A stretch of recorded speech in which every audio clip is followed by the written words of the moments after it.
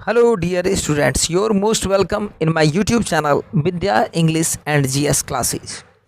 आज जो है हम लोग पढ़ने वाले हैं इतिहास का जो 5वां अध्याय है जिसका नाम है आइन ए अकबरी। ठीक है, आइन ए अकबरी तो 12th क्लास का तो है ही, 12th क्लास के लिए तो यह इम्पोर्टेंट चैप्टर है ही, परंतु अगर आप प्रतियोगिता परीक्षा की तैयारी कर रहे हैं तो यह चैप्टर आपके लिए और भी महत्वपूर्ण है, क्योंकि प्रतियोगिता परीक्षाओं में बहुत सारे प्रश्न इस अध्याय से, इस चैप्टर से आते हैं। ठीक है, तो चलिए शुरू करते हैं चैप्टर को। तो सबसे पहले बात कर लेते हैं, किनकी बात करते हैं, तो राहुल संकृत्यानंद की। किनकी? राहुल संकृत्यानंद की। तो महापंडित एवं त्रिपिटकाचार्य राहुल संकृत्यानंद ने अपनी कृति अकबर में लिखा है। अब देखिए कि यह याद रखने वाली बात क्या है कि राहुल संकृत्यानंद को श्रीलंका में क्या चीज़ की उपाधि मिली थी, तो त्रिपिटकाचार्य की उपाधि मिली थी। त्रिपिटक, ठीक है, तो त्रिपिटक, ऐसे पिटक का मतलब टोकरी होता है, लेकिन जो बौद्ध धर्म है उसके 3 ग्रंथों का जो अध्ययन कर लेता है उसको क्या कहते हैं जी, तो त्रिपिटकाचार्य कहते हैं। क्या कहते हैं? त्रिपिटकाचार्य कहते हैं। ठीक है, तो आपको क्या कहा था राहुल संकृत्यानंद ने कि जो अकबर था, ठीक है, अशोक के बाद का ध्रुव तारा कहा है। अशोक के बाद का क्या कहा है, तो ध्रुव तारा कहा है। अकबर 16वीं सदी ही नहीं बल्कि 20वीं सदी का हमारे देश का सांस्कृतिक पैगंबर है। ये सारी बातें किन्होंने कहा, तो राहुल संकृत्यानंद ने। त्रिपिटकाचार्य की उपाधि उन्हें मिली थी, ये याद रखिएगा। त्रिपिटक यानी कि 3 टोकरी बताई ही। कौन कौन सा वो त्रिपिटक, अगर आपको प्रश्न रहे कि त्रिपिटक कौन कौन सा है तो आपको याद रखना है अभिधम्म पिटक, सुत्त पिटक और विनय पिटक। कौन कौन सा? अभिधम्म पिटक, सुत्त पिटक और विनय पिटक। इन तीनों को मिला करके ही त्रिपिटक कहा जाता है। इन तीनों को मिला करके ही त्रिपिटक कहा जाता है। ठीक है, तो आगे ध्यान दीजिएगा कि दूसरा जो हमको अकबर के बारे में जो पता चलता है वह दूसरा प्रमुख ग्रंथ कौन सा है, तो अबुल फजल ने जो लिखा था अकबरनामा या फिर आइन ए अकबरी। ध्यान दीजिएगा, अबुल फजल ने जो लिखा था अकबरनामा एवं आइन ए अकबरी में एवं द्वितीयक स्रोत के तहत राहुल संकृत्यानंद अकबर में अकबर को एक नायक के रूप में प्रस्तुत किया गया है। तो ये दोनों ही बातों पर ध्यान दीजिएगा। यही वस्तुतः अकबरनामा का तीर्थखंड ही आइन ए अकबरी कहलाता है। ठीक है, तो इसमें याद क्या क्या, किन किन बातों को रखना है, इस चीज़ को चलिए देखते हैं। तो पहली बात आपको याद रखना है, क्या याद रखना है कि अबुल फजल ने अकबरनामा लिखा था। किन्होंने? तो अबुल फजल ने अकबरनामा लिखा था। अबुल फजल ने अकबरनामा और आइन ए अकबरी लिखा। और दूसरी बात याद रखना है कि वास्तविकता में अकबरनामा ही जो है उसी का तीर्थखंड जो है आइन ए अकबरी कहलाता है। ठीक है, अकबरनामा का तीर्थखंड ही क्या कहलाता है? आइन ए अकबरी कहलाता है। कोई दिक्कत इसमें नहीं होगा, याद रखना है। ठीक है, चलिए आगे बढ़ते हैं। नेक्स्ट आगे हमको क्या ध्यान में रखना है, तो ध्यान दीजिए कि आइन ए अकबरी 16वीं एवं 17वीं सदी के कृषि संबंधी इतिहास की जानकारी का एक क्या है, विश्वसनीय एवं महत्वपूर्ण स्रोत है। अबुल फजल जिन्होंने अकबरनामा लिखा है, तो अबुल फजल जो थे वो मुगल दरबार का शाही इतिहासकार था। क्या थे अबुल फजल? तो मुगल दरबार का शाही इतिहासकार था। और मुगल सम्राट अकबर की बात करें तो इनका शासनकाल क्या था, तो 1556 से लेकर के, कब से? 1556 से लेकर के 1605 ईस्वी तक। 1556 से 1605 ईस्वी तक, याद रखना है। तो इस काल में जो इतिहास लिखा गया वह जो है कृषि का जो है प्रमुख, उस समय का जो कृषि पद्धति कैसा था इसकी जानकारी हमें किससे मिलती है? आइन ए अकबरी से ही मिलती है। ठीक है, किससे मिलती है? आइन ए अकबरी से। आगे जो हम लोगों को ध्यान में रखना है कि अकबरनामा में अबुल फजल ने आदम से अकबर के शासन के 46वें वर्ष अर्थात 1602 ईस्वी तक के इतिहास को लिखा है। अब बात आदम से, यानी कि जब से मुगल की शुरुआत हुई उस समय से लेकर के जब 46 वर्ष के थे, यानी कि 46वें वर्ष तक जो शासन था, 46वां वर्ष 1602 ईस्वी तक का इतिहास लिखा है। किन्होंने लिखा है? तो अबुल फजल ने। अब अबुल फजल जो है आदम का जन्म 7000 वर्ष पूर्व बताते हैं। उनके अनुसार जो इनके पूर्वज थे उनका जो जन्म था वह 7000 वर्ष पूर्व था। अब अकबर को वे आदम के 52वीं पीढ़ी के बाद का वंशज बताते हैं। तो याद रखना, अबुल फजल ने 52वें पीढ़ी का वंशज किसे के बाद का वंशज किसे बताया है? तो अकबर को। अकबर की वंशावली का आरंभ आदम से करके और क्या धर्मनिरपेक्ष वंश अर्थात मुगल वंश के अकबर तक लाए, लिखा है उन्होंने। तो ध्यान देना, अकबर का जो तुलना उन्होंने किया है धर्मनिरपेक्ष, यानी मुगल वंश को उन्होंने कहा धर्मनिरपेक्ष वंश है। ठीक है। अब इस महान ग्रंथ, हालांकि ध्यान देना है इस बात को कि अबुल फजल ने लिखा है और यह ग्रंथ तो नहीं है, फिर भी ग्रंथ पुस्तक को कहा जाता है, इस आधार पर हम लोग मान सकते हैं। इस महान ग्रंथ को लिखने हेतु उन्होंने अल बरूनीकृत तहकीक ए हिंद, तो यहाँ भी आपको एक ऑब्जेक्टिव रह सकता है, क्या रह सकता है कि अल बरूनीकृत की तहकीक ए हिंद जो है, यह तहकीक ए हिंद, ठीक है, तहकीक ए हिंद के लेखक कौन है? तो उसके लेखक कौन है? अल बरूनी। कौन है? तो अल बरूनी, याद रखना है, अल बरूनी। तहकीक ए हिंद अल बरूनी ने लिखा है। और वही बाबरनामा, तो नाम से ही याद रह जाएगा कि बाबर ने लिखा है। ठीक है। इन बातों को ध्यान में रखना है कि जो अबुल फजल थे उन्होंने जो है किन किन पुस्तकों से जो है इसमें उल्लेख किया है, किनके बारे में? अकबर के बारे में। तो अल बरूनी ने जो तहकीक ए हिंद लिखा और बाबरनामा जो बाबर ने लिखा, उससे भी बहुत सारी बातें इन्होंने ली। किन्होंने? तो अबुल फजल। और क्या आपको ध्यान में रखना है? ध्यान में रखना है कि मुगल साम्राज्य के संस्थापक कौन थे? तो बाबर थे।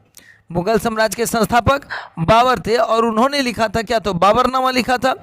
और बाबरनामा में भारत की जो कृषि व्यवस्था है, जलवायु है, आर्थिक स्थिति है और सामाजिक स्थिति पर प्रकाश डाला है। किन्होंने? तो बाबर ने। ठीक है। आइन ए अकबरी को तो अकबर कालीन गजेटियर की संज्ञा दी गई।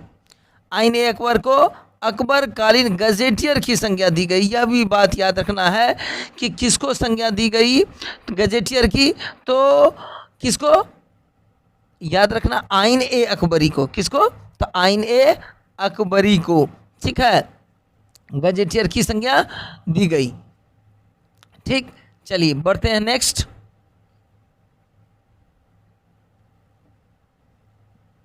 नेक्स्ट क्या है जी?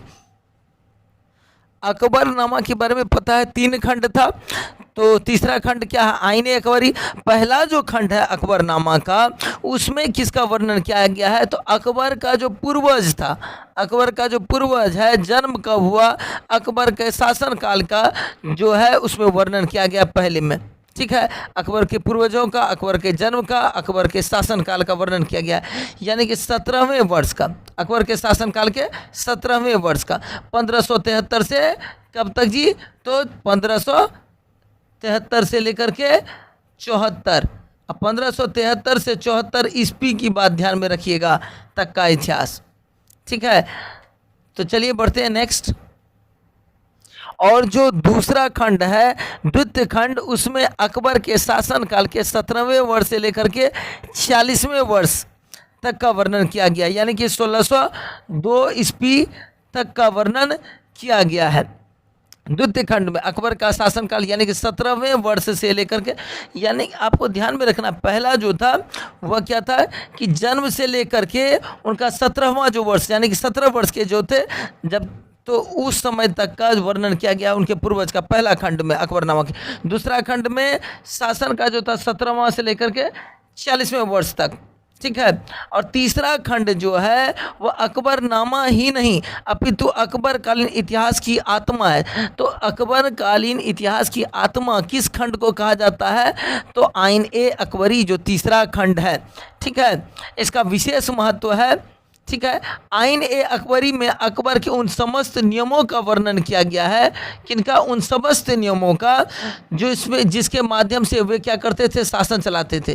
पहला भाग देख ही रहे, प्रथम भाग शाही घराने के विभिन्न विभाग, शाही टकसाल, खाद्यान्नों के मूल्य, कारखाना, निर्मित वस्तुओं की कीमतें, शाही अस्तबल, शस्त्रागार संबंधी विस्तृत विवरण मिलते हैं। तो पहला जो भाग है आइन ए अकबरी का, याद रखना, तीसरा खंड पहला भाग में जो है इस चीज़ का वर्णन मिलता है कि जो अकबर का जो शासन काल था उसमें जो शाही था यानी कि टकसाल, जहाँ पर क्या, टकसाल के बारे में पता होगा, जहाँ सिक्के ढाले जाते हैं, ठीक है, सिक्का कहाँ ढाला जाता है, तो टकसाल में। खाद्यान्न का मूल्य निर्धारित किया, इन बातों को नामा का जो तृतीय खंड है क्या, तो आइन ए अकबरी, उसके दूसरे भाग में यानी कि आइन ए अकबरी के दूसरे भाग में मुगल सैन्य व्यवस्था का विवरण मिलता है कि किस प्रकार की सैन्य व्यवस्था थी। इसमें दान की जमीनें एवं भत्ते देने की प्रथा का भी वर्णन किया गया है, किसमें, तो आइन ए अकबरी के दूसरे भाग में। वही तीसरा जो भाग है किसका जी, आइन ए अकबरी का, तृतीय भाग में कृषि एवं भू राजस्व संबंधी ब्यौरे दिए गए हैं। क्या दिए गए हैं, तो कृषि किस प्रकार की जाती थी, किस प्रकार का पैमाना था, ठीक है, और किस प्रकार जो है टैक्स यानी कि कर का वर्णन है कि किस प्रकार से कर लिया जाता था, भू राजस्व यानी कि टैक्स, भूमि का जो राजस्व लिया जाता था। रबी एवं खरीफ फसलों पर मालगुजारी की दरें इसमें दी गई थी। तीसरे भाग में वर्णन किया गया है राज्य में भूमि वर्गीकरण, विभिन्न प्रांतों की राजस्व दरें एवं आइन ए दहसाला के अंतर्गत विभिन्न क्षेत्रों में लागू राजस्व दरों का भी विवरण इसमें मिलता है। किसमें, तो आइन ए अकबरी का तीसरा भाग में। और आइन ए अकबरी क्या है, तो तीसरा खंड है, तृतीय खंड है किसका, तो अकबरनामा का।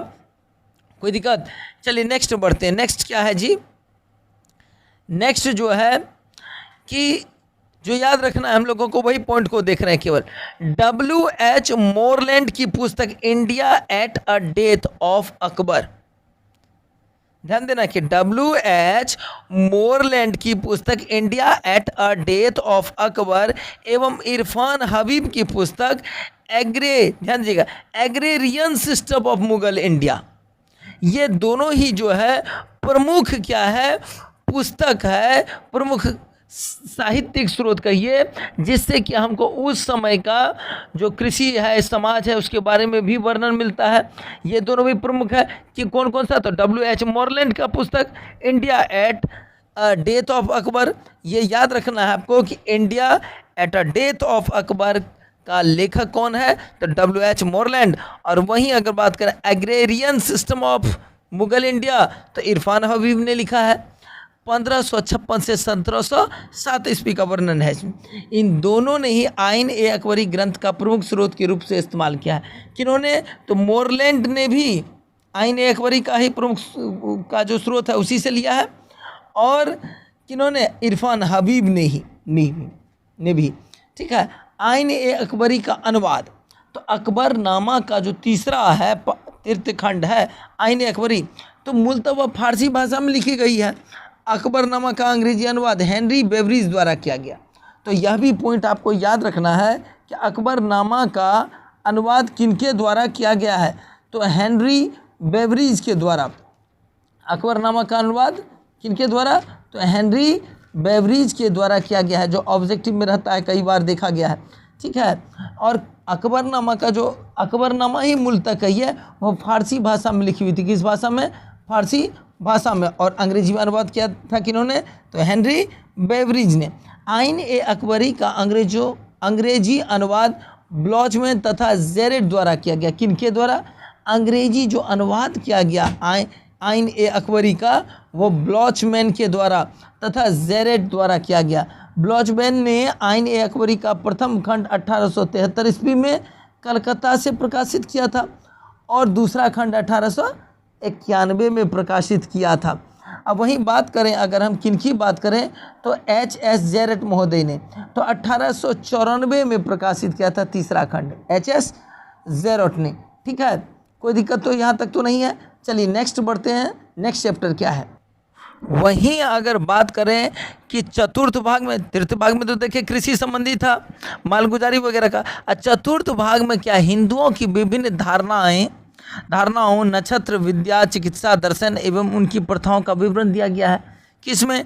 तो आईने अकबरी के किसमें, चौथे भाग में जो वर्णन किया गया है वह क्या गया, हिंदुओं की विभिन्न धारणाओं, जो अवधारणा है हिंदुओं का, नक्षत्र है, विद्या, चिकित्सा, दर्शन, उन सब का।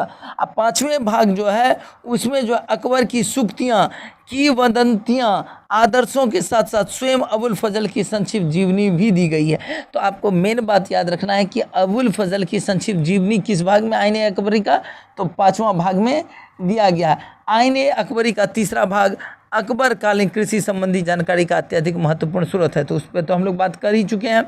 ठीक है, मूल बातें जो थी इस चैप्टर में वह लगभग हो चुकी हैं, लेकिन फिर भी अभी बहुत सारी बातें बची हुई है, जिसका उल्लेख जो है हम लोग अगले क्लास में करेंगे। ठीक है, तब तक के लिए खुदा हाफिज़।